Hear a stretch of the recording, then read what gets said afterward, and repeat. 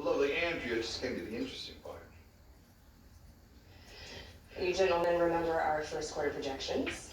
Well, this is our actual revenue. 50,000 units sold in the first month, 100 last week alone.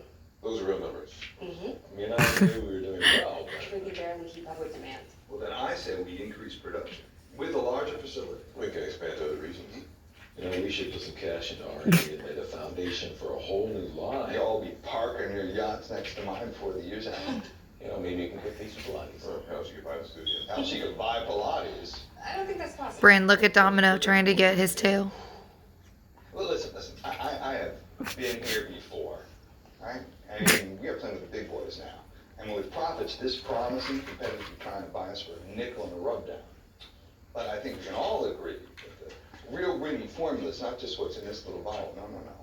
It's people in this room, all y'all, the men and brilliant lady right here, united, working together.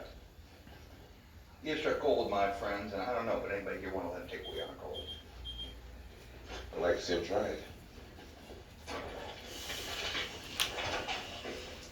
That is one enormous